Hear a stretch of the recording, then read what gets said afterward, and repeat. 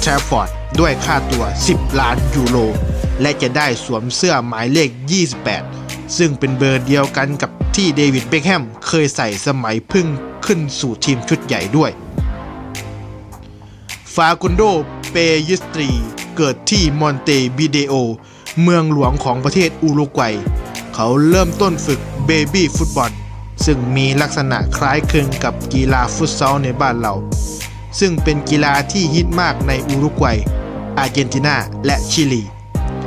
โดยเหล่านักเตะระดับโลกอย่างหลุยส์ซัวเรสและเอดิสันคาวานี